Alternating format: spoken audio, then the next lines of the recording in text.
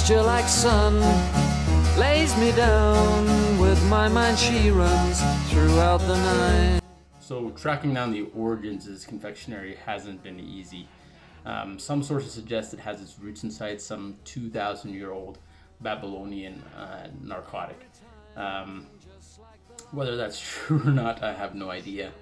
But the reality is that you can see variations of it in Africa and spanning all the way into Asia and India.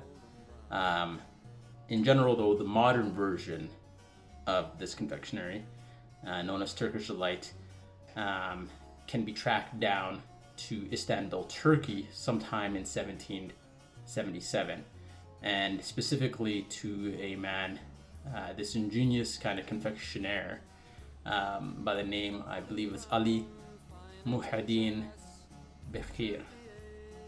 I might be saying that incorrectly, and if I do, I apologize, but my personal kind of take on it is I've had a little strange kind of fascination with it, and I think it's because it's just so simple inside its kind of base ingredients, but it is not easy to make. But let me show you what I have, and hopefully you can try it out yourself. The foundation of Halwa calls for 3 ingredients. That's ordinary white table sugar, water, and cornstarch. When these 3 ingredients are mixed in the proper amounts and heated, they produce a gel-like candy. Now, since this is the Somali version, instead of ordinary water, we'll be using a heavily steeped tea. Now, the tea that's used here is just regular orange pico. I just threw 2 bags in, but realistically, you could substitute any tea brewed in about 1.5 cups of water. Now we're also going to be flavoring this halwa with raspberries and cardamom. You can use fresh raspberries, but inside this case here, I just put in about 1/2 cup of frozen raspberries. Now within the measuring cup is 2 cups of white granulated sugar, tablespoon of cardamom seeds, and 1/8 teaspoon of cream of tartar. Now the cream of tartar is an important addition to this recipe because it helps stabilize the final product by preventing the recrystallization of the sugar once it has been properly dissolved.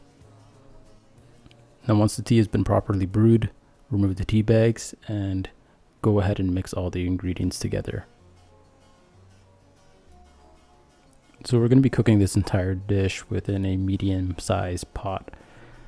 Within the pot is about 2 tablespoons of ghee, clarified butter, and I've added in 1/4 cup of cornstarch. I'm going to go ahead and just whisk everything together, just making sure that it's properly blended.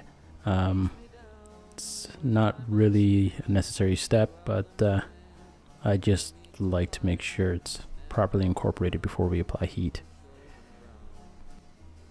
So we're going to slowly boil this on a low to medium temperature. I'm sure if you use a candy thermometer, you want to make sure that your sugar never gets above about 320 degrees Fahrenheit, because at that temperature you'll start to experience quite a bit of caramelization, and you run the risk of burning. So once the mixture has lost approximately half of its original volume and thickened substantially, you want to throw in about 1/4 more cup of ghee or oil at this point.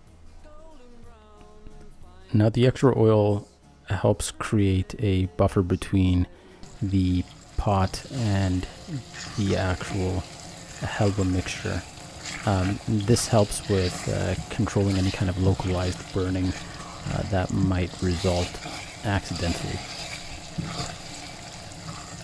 and also helps uniformly cook the halwa mixture at this final stage here. So once you notice these fine bubbles within the halwa as you kind of move it around within the pot, and it's kind of congealed into this one kind of body mass, it almost feels like a singular body, that's your indication that the halwa is done and ready to be poured.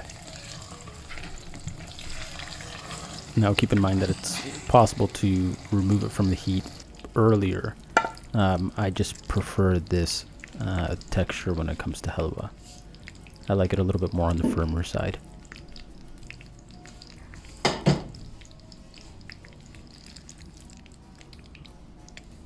Now put it in a mold and let it set overnight, and there you have it. You've made halwa or Turkish delight.